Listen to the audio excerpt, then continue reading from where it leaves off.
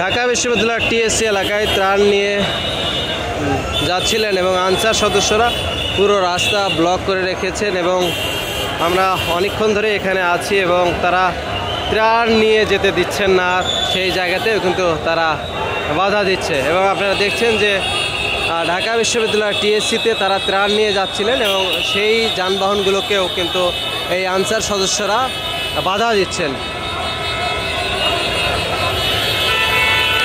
এবং দেখছেন যে তারা যখনই বলছেন যে ত্রাণ নিয়ে যাচ্ছেন, অনেকে নগদ টাকা দেওয়ার জন্য ঢাকা বিশ্ববিদ্যালয়ের টিএসসিতে যাওয়ার চেষ্টা করছেন, তাদেরকেও কিন্তু বাধা দেওয়া হচ্ছে, এমনটি আমরা দেখছি। এবং তারা কিন্তু তাদেরকে কিছু বলা হলে তারা কিন্তু ক্ষিপ্ত আচরণ করছেন এবং সবার যারা সাধারণ মানুষ রয়েছেন অনেকের কাছে ত্রাণ নেই, তারা নগদ টাকা দেওয়ার জন্য টিএসসি এলাকায় যাচ্ছেন, তাদের সাথেও কিন্তু উদ্ধতপূর্ণ আচরণ করতে দেখছি আমরা দেখছি এই আনসার যারা সদস্যরা আছে তারা উদ্ধতপূর্ণ আচরণ করছে বিকালের পর থেকেই।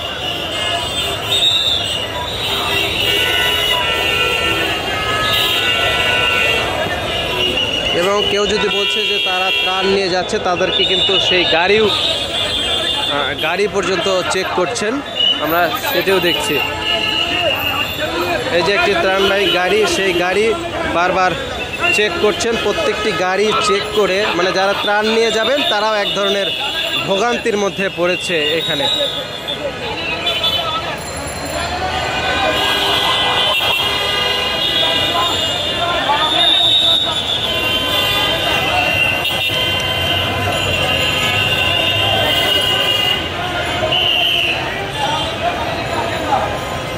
দেখছেন গাড়িগুলোকে ঘুরিয়ে দেওয়া হচ্ছে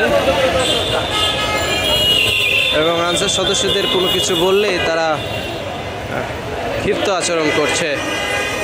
এবং আপনারা জানেন যে সারা দেশে বন্যা হচ্ছে এবং ব্যাপক বন্যার কারণে দেশ এক ধরনের কঠিন পরিস্থিতির মধ্যে আছে। এই মুহূর্তে আসলে ত্রাণ কার্যক্রম চলছে, বৈষম্য বিরোধী ছাত্র আন্দোলনের ত্রাণ কার্যক্রম চলছে টিএসসিতে। সেই জায়গাটিতে কিন্তু ত্রাণ নিয়ে যেতে নানা ধরনের বেগ পেতে হচ্ছে এই আনসার সদস্যদের রাস্তা ব্লকের কারণে। তারা শাহবাগে শত শত আনসার সদস্যরা অবস্থান নিয়েছেন এবং সাধারণ দু একজন যাত্রীর সাথে কথা বলার চেষ্টা করছেন। তারা বলছেন দেশের এই ক্রান্তিকালে তাদের এই যে আচরণ এটি অত্যন্ত দুঃখজনক এবং দেশের এই কঠিন মুহূর্তে তারাও আসলে সহযোগিতা তাদের করা উচিত ছিল, সেটি না করে কিন্তু তারা উল্টো রাস্তা অবরোধ করে রেখেছেন।